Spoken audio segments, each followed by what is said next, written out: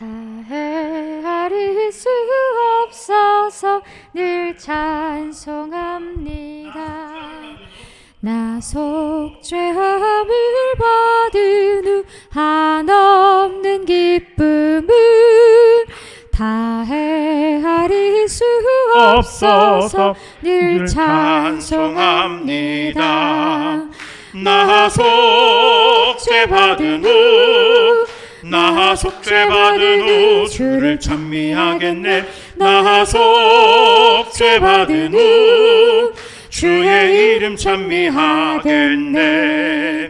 나 속죄함을 받은 후 내 마음이 새로워 주 뜻을 준행하면서 죄 길을 버리네.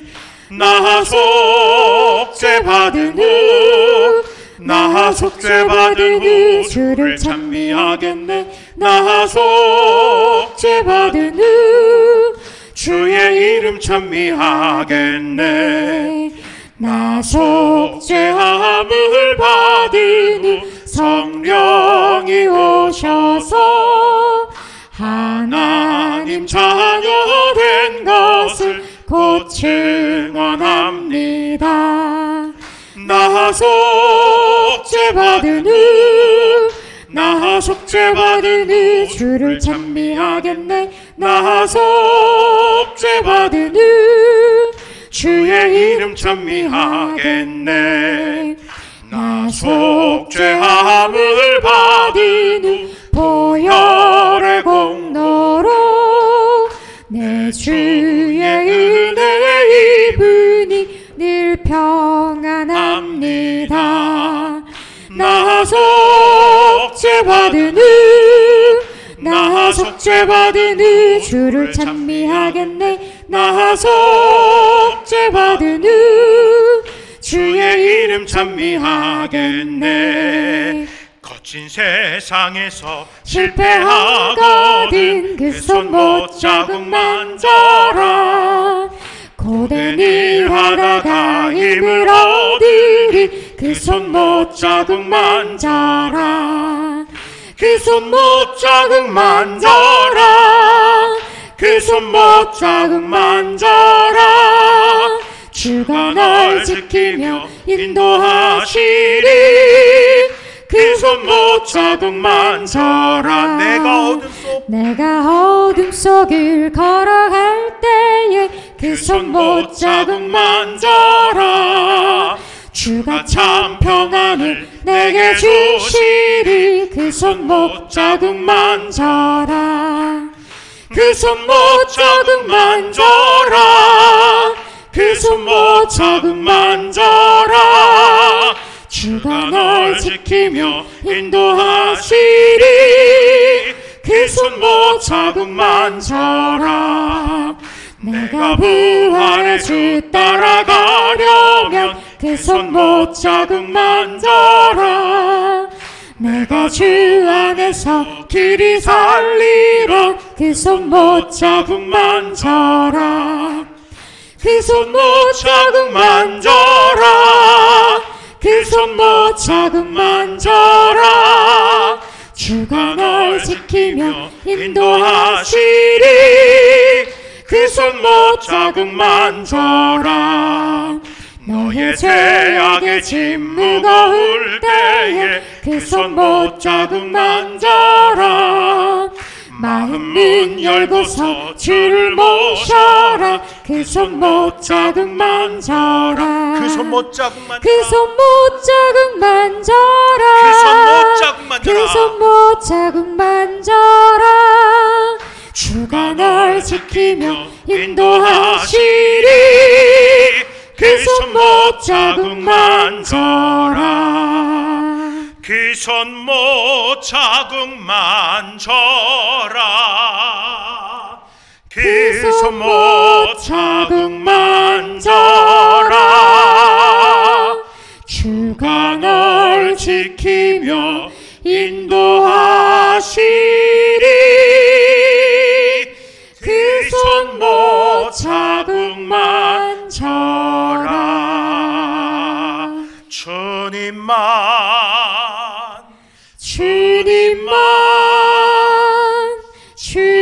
주님만 사랑하리.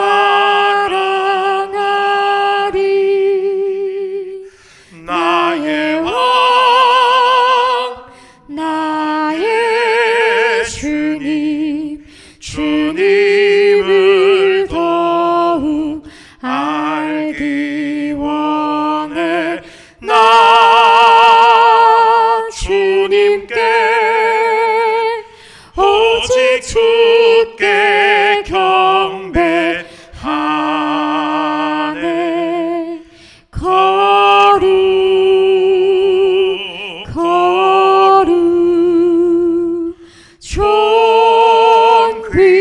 존귀하신 주 사랑합니다.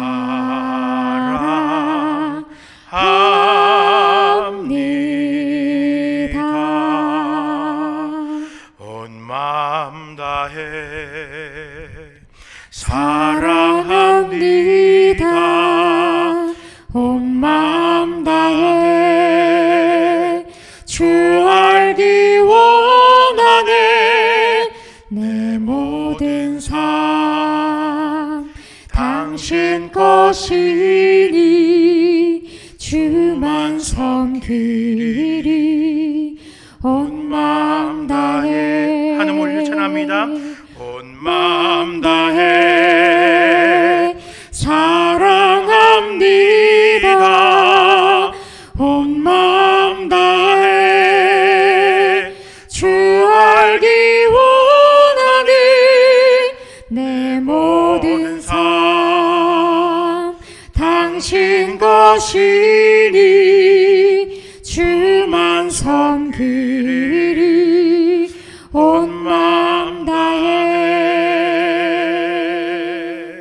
주님과 함께하는 이 고요한 시간 주님의 보좌 앞에 내 마음을 쏟네.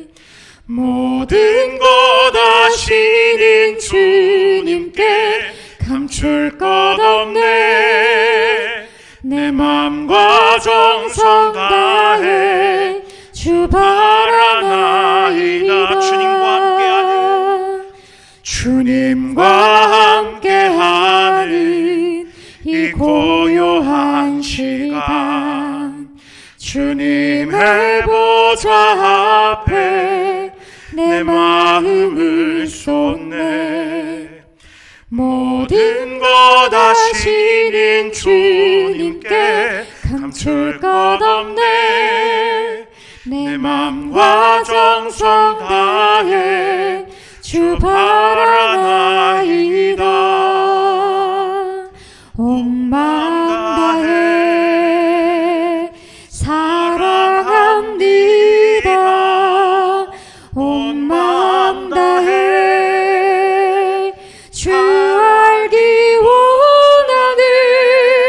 내 모든 삶 당신 것이니 주만 섬기리.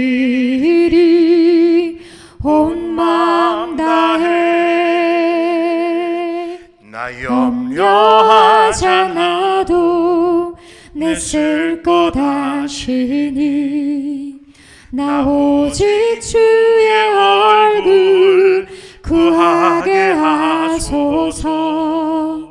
다 이해할 수 없을 때라도 감사하며 날마다 순종하며 주 따르오리다. 온 마음 다해 사랑합니다. 온 마음 다해 주 알기 원하니. 내 모든 삶 주님 것이니 주만 섬기리.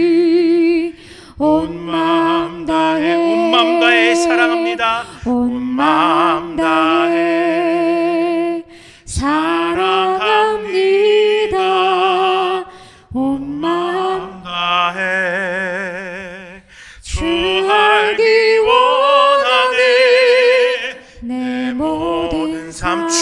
것이니 주님 것이니 주만 섬기리 온 마음 다해. 주님만 섬기며 주님 앞으로 나아가길 원합니다. 나를 구원하시고 내 삶을 간섭하여 주신 그 크신 은혜 앞에 한 걸음 더 나아가길 원합니다. 어찌하여 근심하며 염려합니까? 주께서 먼저 우리 가운데 일하여 주시는데 어찌하여 염려를 안고 또 안고 살아갑니까?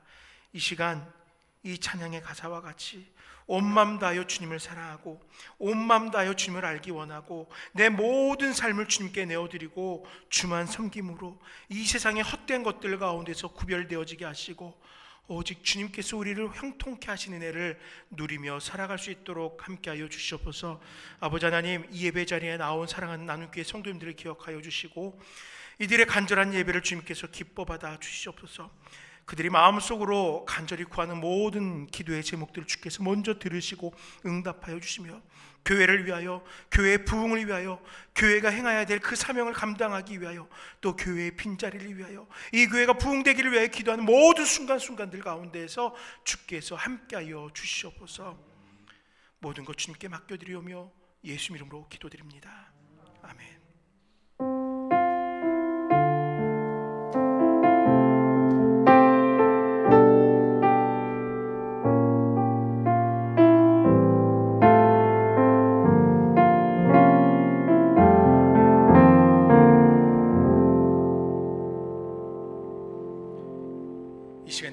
함께 나눌 말씀은 이사야서 23장 1절에서 18절까지의 말씀입니다. 이사야 23장 1절에서 18절까지의 말씀입니다. 구약성경 992쪽입니다.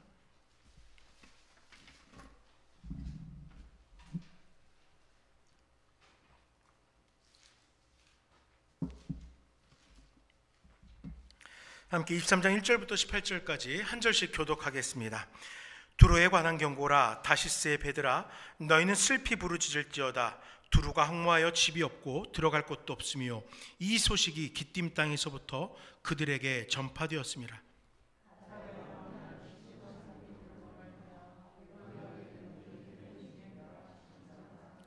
시월의 곡식 곧 나일의 추수를 큰 물로 수송하여 드렸으니 열국의 시장이 되었도다.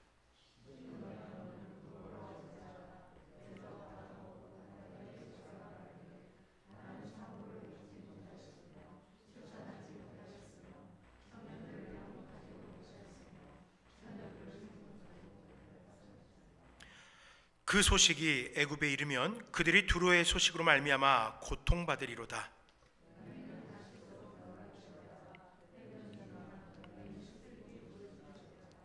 이것이 옛날에 건설된 너희 희락의 성, 곧 백성이 자기 발로 먼 지방까지 가서 머물던 성읍이냐.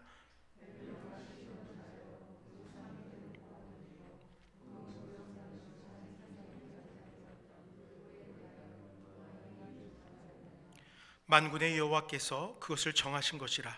모든 누리던 영화를 욕되게 하시며 세상의 모든 교만하던 자가 멸시를 받게 하려 하심이라.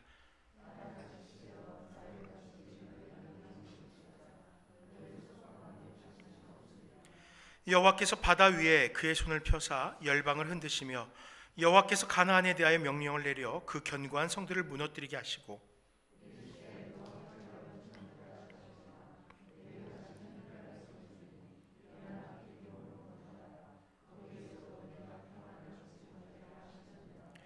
갈대아 사람이 땅을 보라. 그 백성이 없어졌나니 곧 아수르 사람이 그곳을 들짐승이 사는 곳이 되게 하였을 때 그들이 망대를 세우고 궁전을 헐어 황무하게 하였느니라.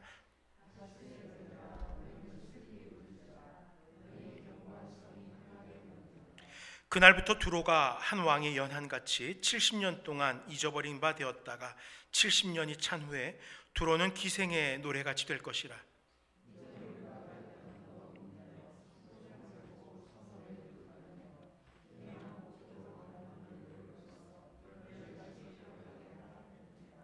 (70년이) 찬 후에 여호와께서 두로를 돌보시리니 그가 다시 값을 받고 지면에 있는 열방과 음란을 행할 것이며 그 무역한 것과 이익을 거룩히 여호와께 돌리고 간직하거나 쌓아두지 아니하리니 그 무역한 것이 여호와 앞에 사는 자가 배불리 먹을 양식 잘 입을 옷감이 되리라.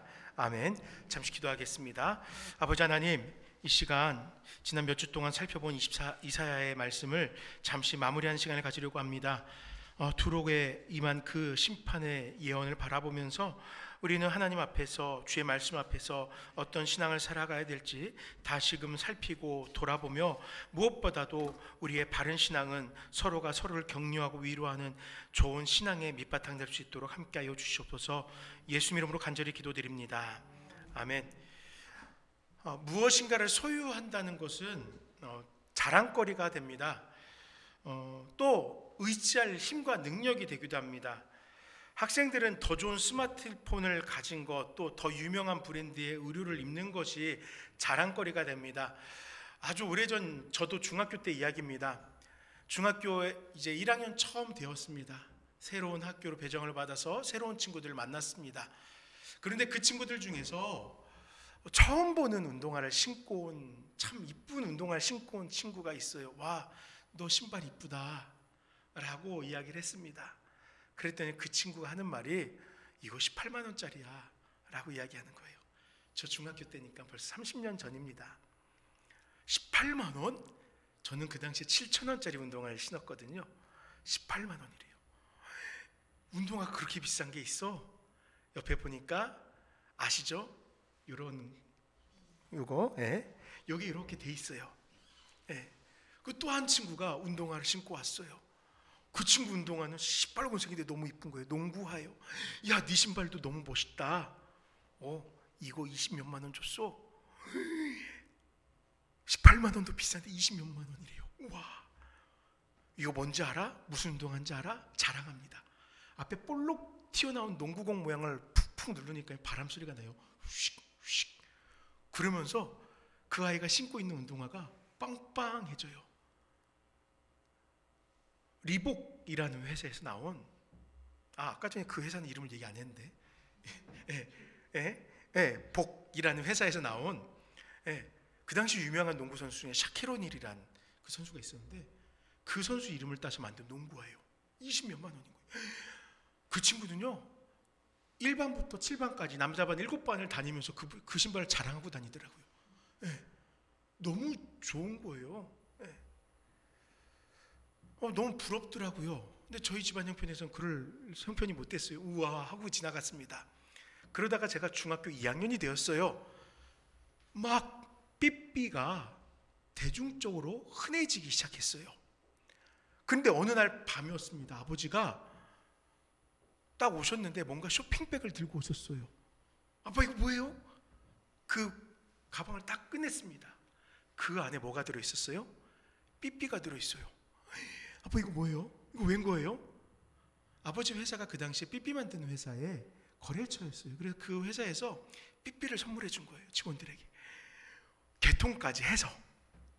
저는 그날부터 일주일간 그걸 저한테 달라고 조르기 시작했어요. 제가 그렇게 떼를 많이 쓰는 아들이 아니었어요. 엄청 쫄랐어요. 일주일 동안 어머니한테 엄청 혼나면서 쫄랐어요. 결과는 어떻게 됐을까요? 득템했습니다. 저도 친구들에게 자랑할 거리가 생긴 거예요. 아무도 삐삐를 가지고 있는 애들이 없었거든요. 드라마에는 삐삐가 나오지만 제 친구들 중에 없었어요. 선생님들도 삐삐가 없었어요. 제가 삐삐를 차고 딱 갔어요. 책상 위에다 삐삐를 딱 올려놨거든요. 갑자기 이거 뭐야 하면서 애들이 몰려들기 시작했습니다. 저에게 자랑거리가 되었어요. 애들이 이 삐삐 한번 만져보려고요 줄 섰어요. 은근히 이게 힘이 되더라고요. 자기네들 엄마한테 제 삐삐 번호를 알려줘요. 엄마 급한 일 있으면 내 친구 삐삐로 연락해. 내가 전화할게. 이게 저한테 힘이 됐어요. 능력이 되었어요. 뭔가를 소유하느냐에 따라서 자랑거리가 되고 또 그것이 힘이 되기도 합니다. 저 때는 그랬어요. 근데 이제 좀 나이가 들고 보니까 이제 그게 조금 달라져서 집, 좋은 차 이런 것들이 또 자랑거리가 되고 또 능력이 되고 하더라고요. 큰 평수에 사네, 좋은 아파트에 사네 하면서 이런 대화들이 이어지게 되더라고요. 어떤 이들은 젊은 시절부터 차곡차곡 쌓아온 인생의 경험과 지식이 삶의 큰 능력이라고 여기고, 또 어떤 이들은 땀 흘려 모은 재산이 힘이라고 여기기도 합니다. 무엇을 가지는가, 결국 어떤 일에 가치를 두는가에 따라서 자랑거리며 능력이 나타나게 되는 것이에요. 그렇다면요, 여러분, 우리들은 무엇을 가지고 무엇을 소유하길 원하며 살아가고 있습니까? 물론 큰 집도 소유해야 되겠죠. 오늘도 우리 식사하고 나서 새로 개발되는 쪽에 이제 지어진다는 단독주택들을 바라본 집 얘기를 했어요. 이 집 갖고 싶어요. 누구나 한 번쯤 갖고 싶고 하는 그런 것들이에요. 근데 성도라고 불려지는 우리의 삶은 그런 것들 말고 특별히 무엇을 갖기 위해 더욱더 소망해야 될 거예요. 성도로서 갖고자 소망해야 되는 것이 무엇이냐고요. 이 시간 함께 말씀을 살피면서 우리가 반드시 소망하고 소유할 것이 무엇인지를 깨닫는 시간 되기를 먼저 축원드립니다. 1절에서 7절의 말씀을 통해서 두로에 관한 예언을 통해 풍부하지만 죄를 범하였다면은 그 풍성함도, 그들이 소유하고 있는 풍성함도 결국에는 그들에게 힘과 능력이 되지 못한다라는 사실을 좀 살펴보려고 합니다. 본문은 그 시작부터 이야기하듯이 두로에 관한 경고입니다. 두로에 대한 심판을 이야기하고 있는데요, 이 두로는요, 베니게, 우리 역사책에 나오는 페니키아라는 그런 데 가장 중요한 항구 도시였습니다. 오늘날이야 각 도시를 잇는 수많은 도로와 철도, 그리고 백길과 하늘길들이 연결되어 있어서 수많은 인프라들이, 물자들이 교류하는 것이 그리 어렵지 않지만, 그 당시에는 항구를 통해서 중요한 물자들이 운송되었어요. 중요한 거점 도시들이, 이 항구로서 있는 거점 도시들이 그 물자의 수송을 감당하면서 그 유익으로 도시가 발전했었어요. 그래서 성경에 나오는 많은 도시들의 이름을 잘 살펴보면요, 항구 도시고요, 놀랍게도 오늘날까지도 그 이름을 나타내는 도시들입니다. 대개 항구 도시들은 이런 많은 물자들을, 또 사람들이 많이 왕래하는 것을 이유로 발달된 도시, 각 나라에서 유명한 도시가 되었어요. 오늘날 우리나라의 부산과 같이 번성한 도시가 되었어요. 그 도시들을 중심으로 국력이 성장했다는 것이에요. 그렇다면 두로라는 도시도 어떤 도시인지 알 수 있겠죠. 항구 도시입니다. 북왕항의 상징이에요. 두로는 메소포타미아, 아라비아, 소아시아, 애굽을 연결하는 교통의 요충지였고 무역의 중심 국가가 되었습니다. 그 어떤 항구들 중에서도 발전되고 부유함을 드러내던 도시였어요. 우리가 터키라는 나라가 어디 있는지는 아마 아실 거예요. 지중해에서 터키가 이쪽 위에 있어요. 여기에 있고, 그 다음에 시리아는 터키보다 살짝 밑으로 내려간 여기에 있어요. 그리고 여기서 조금 더 내려간 데가 바로 두로가 있어요. 레바논이라는 나라가 있어요. 거기서 조금 더 내려가면은 이스라엘이라는 나라가 있어요. 그리고 거기서 옆으로 조금 빠지면 애굽이라는 나라가 있어요. 지중해를 연안해 갖고 이렇게 나라들이 자리합니다. 말씀드렸듯이 정확히 옆으로 여기가 바로 두로라는 도시가 있던 곳이에요. 위로도 아래로도 어느 도시로도 왕래하기에 편한 곳에 위치한 도시였어요. 그러니까 그 땅은 부유함으로 넘쳐났습니다. 수많은 사람들이 왕래하면서 돈을 씁니다. 수많은 물자들이 왕래합니다. 그런데 이 두로를 향한 하나님의 경고가 선포되었습니다. 부귀와 영화를 자랑하던 두로와 그 땅의 백성들이 슬피 부르짖는 처지에 놓이게 된 거예요. 지중해를 왕래하면서 지중해 연안 국가의 물자를 중개하여 큰 수익을 올렸어요. 연안 나라의 사람들을 동원하여 그 수익이 배가 되도록 또 일했습니다. 하지만 이제 곧 그들은 부끄러운 상황에 놓이게 됩니다. 수익에 될 만한 많은 곡식들이 있지만 이 모든 것들이 쓸모없는 것이 되어서 수익이 되지 않는데요. 뭐냐면 창고에 가득 쟁여져 있는데 이것을 써먹을 데가 없게 되어버린다는 거예요. 4절 말씀에 산고를 겪지 못하였으며 출산하지 못하였으며 청년들을 양육하지도 못하였으며 처녀들을 생육하지도 못하였다 묘사해요. 그 나라에 발전할 만한 일들이 이제는 없어진다는 거예요. 그 나라에 부요함을 줄 만한 건덕지들이 사라진다는 거예요. 어린 아이가 자라서 성장해야 이 나라가 계속 번성함이 있을 거 아니에요. 그런 일들이 없을 거라는 거예요. 소망 없는 나라가 된대요. 여러분 아시죠? 우리나라가 전 세계 출산율 꼴찌인 거. 우리보다 조금 더 나은 한 나라, 그 나라도 1명이 넘어요. 그런데 우리나라는 1명이 채 안 돼요, 출산율이. 저는 두로의 요 4절의 말씀을 보면서 우리나라가 너무 염려되더라고요. 우리 나라가 이렇게 지금 부유함을, 번성함을 잘하고 있는데 이 안에서 지금 나의 세대, 지금 나의 삶만을 생각하느라 출산율이 올라가지 않고 있는 거예요. 어떻게 하는 거지? 이러다 우리나라 어떻게 되는 거지? 혹시 우리나라도 두로와 같이 지금의 이 부귀와 영화가 사라지게 되는 것 아니야? 염려가 되더라고요. 그 나라에 소망이 없어지는 거니까 안타까운 일이잖아요. 이런 처지가 되니까 나라가 점차 쇠퇴하게 됩니다. 불을 즐기던 지난 날이 그리워서 눈물 흘리게 되는 거예요. 이 땅에서의 살 소망이 없게 눈물 흘리면서 이 땅에 있던 백성들은 여기서 더 화를 당하느니 빨리 다른 곳으로 이주해서 내 형편이라도 어떻게든 지켜보자, 다른 땅으로 이주하게 됩니다. 또한 이 땅을 의지하였던 많은 경제 속국들은 두로가 몰락의 길을 걸으면서 함께 슬퍼하게 돼요. 자신들을 지켜주는 소망이었어요. 우리가 두로와 함께 하기에, 두로로 인하여서 우리가 경제적인 유익을 보기에 우리도 두로가 번창하는 만큼 그 번창을 누릴 수 있어 했던 소망이 두로였지만 그 소망이 능력을 상실하니까 이제 사방에서 닥쳐오는 이방에 그 아픔이, 그 수치가 함께하게 되는 거예요. 그들 중에 하나가 바로 시돈이에요. 두로가 그 부유함을 누리면서 시돈의 사람들과 더불어 시돈의 사람들을 데려다 선원으로 쓰고 시돈에서 물자를 얻고 했거든요. 그런데 두로가 망하니까 어떻게 되겠어요? 그 위성도시인 시돈은 더불어서 망하게 되는 거예요. 거제라는 도시가 우리나라에 있습니다.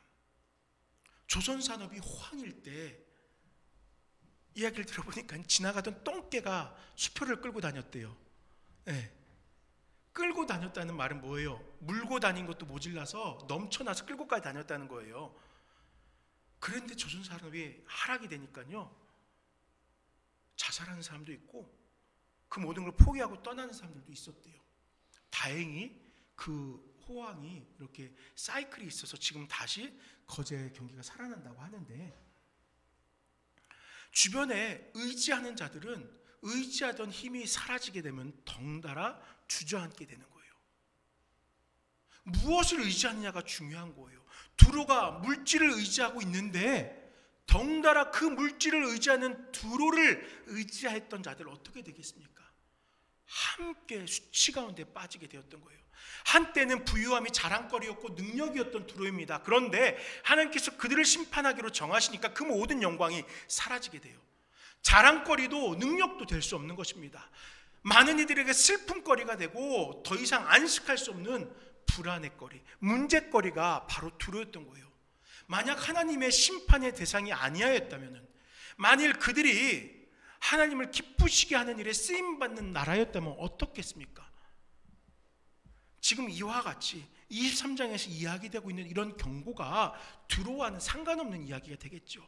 그들이 먼저 하나님을 예배하고 그들의 부유함과 그들의 부강함의 근원이 하나님이심을 고백하였다면 이런 수치가 그들에게 닥치지 않았을 거예요. 쇠락이 아닌 축복으로 번성을 경험했겠죠. 하나님의 경고가 그들을 향하고 있다는 것은 그들이 분명 하나님의 뜻을 위반했다는 것입니다.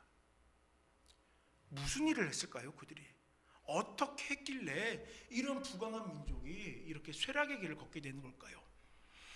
실제로 두로는 바알을 섬기는 우상숭배의 국가였습니다. 그런데요, 그런 나라이지만 솔로몬 시대에 이 솔로몬의 이스라엘과 가까이 지냈어요.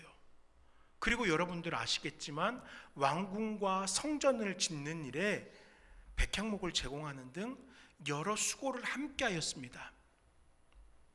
그 얘기인즉슨 이스라엘의 영향을 받으며 이 나라가 이스라엘을 의지하여서 이스라엘의 하나님을 만나고 이스라엘과 같이 예배하는 사람들이 될 수도 있다는 거예요. 그런 기회가 있다는 거예요. 그런데요, 안타깝게도 이 관계가 역으로 바뀌어요. 서로 가까운 유대 관계가 있었던 이 나라가 이스라엘에서 두로의 지역으로 영향력이 흘러가는 것이 아니라 오히려 두로로부터 이스라엘로 영향력이 흘러갑니다. 이스라엘에게 바알이 유입되게 되었어요. 왜곡된 신앙이 이스라엘에게 가득하도록 그 계기가 된 이들이 바로 두로의 하람왕과 그들의 민족이었던 거예요. 즉 하나님의 백성들에게 불신앙을 전염시킨 민족이 두로라는 거예요. 로마서 5장 12절 그러므로 한 사람으로 말미암아 죄가 세상에 들어오고 죄로 말미암아 사망이 들어왔나니 이와 같이 모든 사람이 죄를 지었으므로 사망이 모든 사람에게 이르렀느니라 말씀하죠. 죄가 이렇게 세상에 전염되었듯이 두로로 인하여서 하나님의 백성들이 우상을 숭배하는 일들에 전염된 것입니다. 하나님을 외면하는 죄악을 함께 행하게 된 것이에요. 또한 두로는 교만하였어요. 부강하니까 힘이 있으니까 그 교만을 드러냈던 것입니다. 그 결과로 그들이 누리던 모든 교만의 제목들이 철저하게 심판당하게 됩니다. 누가복음 14장 11절에 무릇 자기를 높이는 자는 낮아지고 자기를 낮춘 자는 높아지리라 교훈하신 예수님의 음성을 우린 기억합니다. 두로를 향한 경고는요, 교만하여 높아진 두로를 낮추는 선언이었던 거예요. 경제적 패권을 자랑하고 있는 이 그들의 교만에 대해서 그들을 낮추기로 작정하신 하나님의 간섭이에요. 그럼 그들이 어떻게 교만했는가? 이제 이 남유다가 패망하게 될 것입니다. 그때 두로가 어떻게 하냐면요, 이런 이야기를 해요. 하나님의 영광이 우리에게 넘어왔어. 이제 우리나라가 온 열방을 통치하는 나라가 될 거야. 우리가 세상의 중심이 될 거야 라고 교만했던 거예요. 하나님의 뜻은 그게 아닌데 자신들 스스로가 그 영광을 가로채고 그것을 교만함의 도구로 사용했던 것이에요. 이런 일들, 이러한 교만함들 결국은 오늘 심판의 경고가 임한 것처럼 훗날에 두로의 패망으로 이어지게 됩니다. 왜 하나님은 이들을 심판하셨어야 될까요? 이러한 제약들 가운데서 그들을 좀 얼르고 다스리셔서 그들의 역사가 이어지게 하면 안 되었던 것일까요? 왜 그들을 심판하기로 작정하신 걸까요? 8절에서 14절의 말씀은 그 답을 알 수 있어요. 하나님의 영광을 위해서예요. 내 자랑하는 것으로 하나님의 영광을 가리고 있기에 하나님의 영광이 드러나게 하기 위해서 그들을 심판하셨던 거예요. 9절에 보니까 먼저 두로를 향한 심판의 출처를 명확히 밝히고 설명하고 있습니다. 만군의 여호와께서 그것을 정하신 것이라 모든 누리던 영화를 욕되게 하시며 세상의 모든 교만하던 자가 멸시를 받게 하려 하심이라. 아멘. 만군의 여호와께서 이 일을 계획하신 거예요. 정하신 뜻을 이루고자 하나님의 목적을 달성하고자 두로를 심판으로 이끌어 놓으신 것입니다. 그 목적이 무엇이에요? 교만한 자가 멸시를 받게 하려 하심이에요. 교만해져서 하나님의 권위에 도전하는 자들이 멸시당하여서 결코 하나님 앞에 그 영광을 가리우지 못하게 하기 위함이라는 것입니다. 두로는 부강했죠. 애국을 비롯한 주변 나라들과 교역과 무역을 확대합니다. 이것을 바탕으로, 이 강성함을 바탕으로 예루살렘이 멸망했을 때 앞서 말씀드린 것 같이 세상의 중심이 하나님의 임재가 우리들에게 넘어왔어 라는 근거 없는 거짓을 이야기해요. 그것으로 하나님의 영광을 훼손한 거예요. 에스겔서 26장 2절에 인자야 두로가 예루살렘에 관하여 이르기를 아하 만민의 문이 깨져서 내게로 돌아왔도다. 그가 황폐하시니 내가 충만함을 얻으리라 하였도다. 라는 에스겔 선지자의 두로에 대한 고발이 그들의 교만을 분명히 얘기해 주고 있는 거예요. 유다가 멸망하였는데 그들을 지키던 영광이 자신에게로 왔다는 거예요. 그래서 내가 충만함을 얻게 되었다라는 거예요. 하나님은 전혀 그렇게 여기지 않고 계신데 부에 도취되어서 스스로를 높이는 두루에 대해서 하나님은 심판을 택하였던 것입니다. 하나님의 영광을 훼손하는 그들의 교만을 심판하기로 이사야를 통하여 예언하신 거예요. 자, 그러면은 지금 우리가 이사야를 1장부터 23장까지 묵상하면서 계속 이야기한 거 있잖아요. 이건 예언이에요. 예언의 목적이 뭐라고요? 깨우치는 거예요. 돌아서라는 거예요. 듣고서 먼저 돌아오라는 거예요. 이 지경으로 타락하지 않으면은, 이 지경으로 나아가지 않으면은 하나님께서 구원하신다는 거예요. 지금 두로를 향해서 두로에 관한 경고라고 얘기합니다. 경고해요. 경고가 무엇이에요? 마지막 경고야. 기회예요, 기회. 경고라고 쓰지만 이거는 기회라고 읽는 거예요. 너희가 부강함을 누리고 있지, 너희가 부유함을 누리고 있지, 이 기회를 선용하면 너희는 구원받을 수 있어. 그런데 너희가 부강하다고, 너희가 부유하다고, 그래서 이 기회를 여기지 않아? 응당한 것을 여기지 않아? 그럼 너희는 심판받을 수밖에 없어. 이것이에요. 솔직하게 우리가 모든 것이 하나님의 은혜입니다 라고 고백하는 것이 결코 쉬운 일은 아닌 것 같아요. 문득 내가 드러나잖아요. 내가 자랑하고 싶어지잖아요. 내 자랑거리를 나타나게 되잖아요. 말씀을 준비하면서 제가 주의하는 것 중에 하나가 저에 대한 개인적인 자랑에 대한 이야기를 안 하려고 노력을 해요. 그런데 원고에도 없는 게 문득 이렇게 말이 나올 때가 있어요. 안 해야지 하면서. 말씀을 통해서 이 말씀 속에 나타난 하나님의 은혜가 높여져야 되는데 제가 그것을 가리울까 봐 그러지 않으려고 하는 거거든요. 제 안에도 그런 본성이 있어요. 모든 것이 은혜였습니다. 이게 참 어려운 고백인 것 같아요. 나의 나 된 것은 다 하나님의 은혜입니다 라고 고백하는 것이 참 어려운 일 같습니다. 그럼에도 우리 삶의 모든 것들의 시작이 하나님이기 때문에 역시 내 인생, 지금 내가 살아가고 있는 삶, 내가 누리고 있는 그 부유함들 역시도 하나님의 은혜입니다 라고 고백하는 것은 하나님의 피조물된 인류가 당연하게 고백해야 될 겸손인 것이에요. 하나님을 알고 있지 않더라도 자연의 모든 질서들 속에서 드러나는 하나님의 섭리를 바라본다면은 창조하신 절대자를 고백하면서 그 놀라우신 은혜를 찬양해야 되는 것이에요. 또한 말씀과 교훈을 통하여 창조주를 만나게 되었다면은, 내 삶의 주권자를 만나게 되었다면은, 내 인생의 구원자를 만나게 되었다면 더더욱 하나님의 은혜 앞에 낮고 작은 모습으로 겸손하게 엎드려야 하는 것이에요. 그러나 두로는 그러한 것이 없었죠. 하나님의 백성들인 이스라엘에게 우상을 전염시켰고요. 하나님의 영광이 우리 가운데 함께하고 있어 교만하였습니다. 두로는 이렇게 하나님의 심판을 받게 된 것이에요. 마지막 경고가 주어졌음에도 깨우치지 못하고 돌아서지 않고 심판에 이르게 됩니다. 이 심판의 주변 나라들의 연쇄적인 변화들을 일으키게 됩니다. 먼저 다시스라고 이야기되는 많은 두로의 식민지들이 자유를 맛보게 되겠죠. 그렇지만 그 자유와 더불어 또한 경제적 어려움을 당하게 돼요. 두로와 함께 번성함을 누리던 시돈, 아까 말씀드린 것처럼 이 큰 도시 역시도 쇠락의 길을 걷게 됩니다. 아수르가 바벨론에 의해 파괴되고 멸망한 것과 같이 두루 또한 확실하게 심판되면서 두로에 의한 질서는 하나님에 의한 질서로 다시 세워지는 거예요.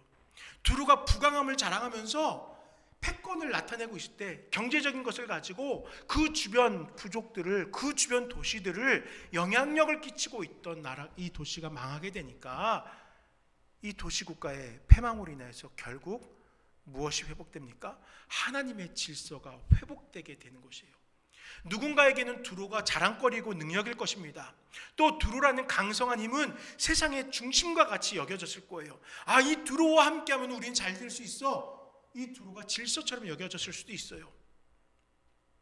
오늘날 우리 삶의 돈이 자랑거리고 능력이 되면요, 세상의 중심으로 여겨지는 것과 같을 것이에요.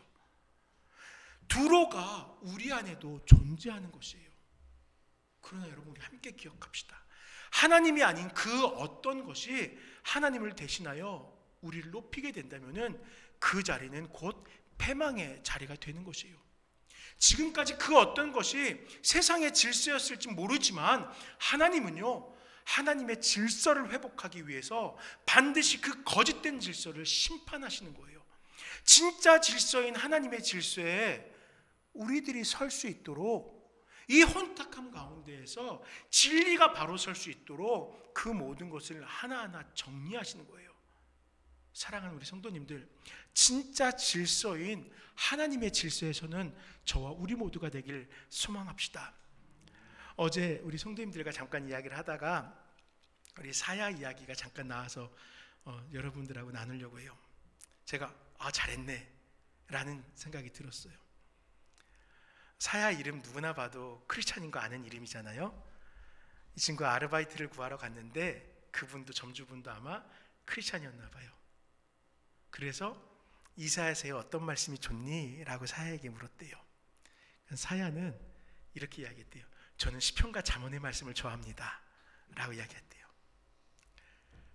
저는 그 대답이 너무 마음에 들었어요. 예, 물론 이사야, 자기 이름대로 이사야니까 이사야의 말씀 좋아해야죠. 예, 여기서 은혜되는 말씀, 구속의 말씀들 많이 있으니까 좋아해야 되겠죠. 그런데 저는요, 사야에게 시편과 잠언의 말씀이 그 인생을 이끌었으면 좋겠어요. 왜냐하면요, 이 시편과 잠언에는 하나님의 질서가 녹아들어 있기 때문이에요. 그 아이가 세상을 살아갈 때, 조금씩 부모의 품을 떠나서 살아갈 때 세상의 질서에 유혹당하고 오염당하게 될 거예요. 그런데 그가 따라야 될 질서가 무엇입니까? 아니잖아요. 세상 것 아니잖아요. 하나님의 질서잖아요. 그가 시편을 알고 잠언을 알아서 하나님의 질서에 서서 살아간다면요, 우리 집사님들 근심할 거 없어요. 네. 그 말씀대로만 살아가면 그 아이 신앙 잘 지켜나갈 수 있어요. 여러분들도 그와 같이 되시길 부탁드립니다. 우리는 성경 66권의 말씀을 통하여서 하나님의 질서를 깨우치며 살아갑니다. 이 질서가 이 세상에서 유혹당하고 살아가는 우리 삶의 진짜 질서, 최우선의 질서가 되길 간절히 축원드립니다. 내 자랑거리를 찾아 풍부함을 소망하였지만 결국 그 풍부함의 자리는 심판으로 우리를 밀어넣을 수 있어요. 물론 풍부함을 누리는 것이 모든 제약인 것은 아닙니다. 그러나 만약에 풍부함과 더불어 풍부를 허락하신 하나님의 영광이 그 자리에 함께한다면 분명 이 풍부는 축복일 것이에요. 하지만 나의 만족을 위한 풍부함이 다분히 우리를 죄악에 몰아넣고 교만으로 죄악을 더 높이게 한다면은, 모든 삶이 하나님의 은혜임을 고백하지 못하게 한다면은, 하나님의 영광을 드러내지 못하게 한다면은 이것은 우리를 유혹하는 세상의 질서밖에 되지 않는 것입니다. 그렇기 때문에 우리는 내가 지금 누리고 있는, 내가 지금 소유하고 있는 이 모든 것들이 과연 하나님을 예배하게 하고 있는 풍부함인가, 아니면 심판의 길로 인도하는 풍부함인가 살필 수 있어야 된다는 거예요. 말씀을 정리하겠습니다.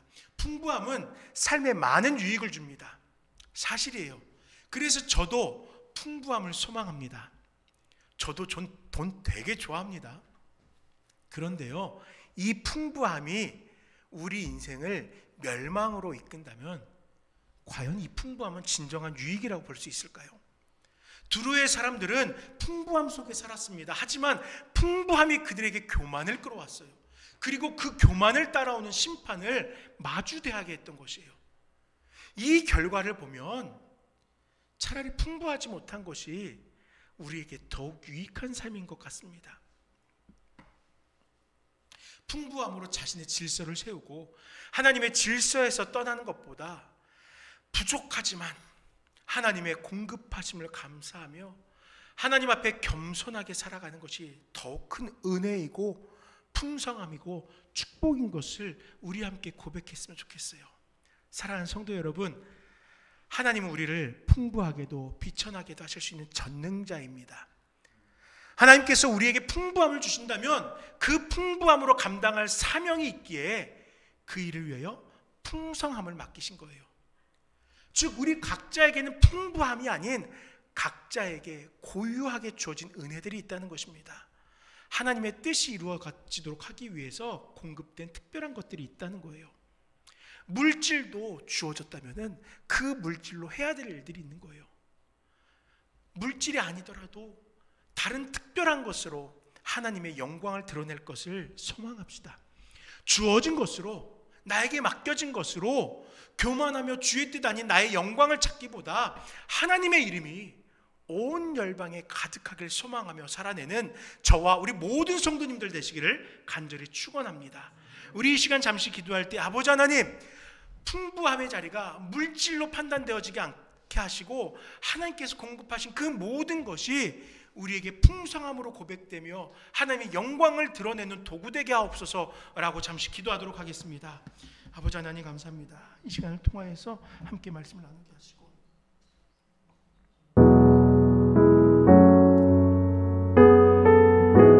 우리가 살아가는 순간들의 풍부가 하나님께서 맡기신 사명이 있기에 그 사명을 감당하도록 맡기신 것임을 기억하게 해주시옵소서. 아버지 하나님, 우리 또한 우리가 살아가는 그 영역들 가운데서 아버지 종족을 남길 때에 물질 것을 종족을 남기기도 원하지만 아버지 하나님께서 맡기신 큰 사명을 통하여서 하나님의 영광을 드러내었다는 아버지 그 종족을 남길 수 있는 모든 성도님들 갈 수 있도록 함께 해주시옵소서. 주께서 모든 순간순간들 가운데 우리에게 함께 하심을 감사하며 아버지 모두 주님의 영광을 드러낼 수 있는 우리 모두가 되게 해주시옵소서. 우리를 풍부하게 하신 하나님, 물질의 풍성함뿐만 아니라 우리 삶 가운데서 주의를 감당할 만한 풍성함을 맡기심에 감사드립니다. 혹 우리 눈에 어떤 풍부함이 있는지 보이지 않을지라도 하나님께서 분명 우리를 풍성케 하실 것을 소망하며 주께서 맡기신 일을 감당코자 오늘 하루도 성실한 자들 될 수 있도록 역사해 주시옵소서. 아버지 하나님, 교만하지 않게 하시고 겸손함으로 주의 영광을 드러내기에 힘쓰는 이 시간 이 자리에 예배하는 모든 성도님들 될 수 있도록 함께하여 주시옵소서. 예수 이름으로 기도드립니다. 아멘. 우리 함께 모든 열방 주 볼 때까지 함께 찬양 드리겠습니다.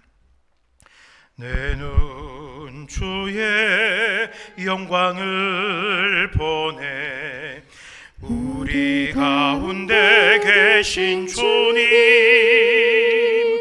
그 빛난 영광 온 하늘 덮고 그 찬송 온 땅 가득해. 내 눈 주의 영광을 보내 찬송 가운데 서신 주님의 얼굴은 온 세상 향하네. 권능의 팔을 드셨네. 주의 영광 이곳에 가득해. 우린 선의 주님과 함께 찬양하며 우리는 전진하리. 모든 열방 주 볼 때까지 하늘아버지 우리를 새롭게 하사, 하늘아버지 우리를 새롭게 하사, 열방 중에서 주를 섬기게 하소서.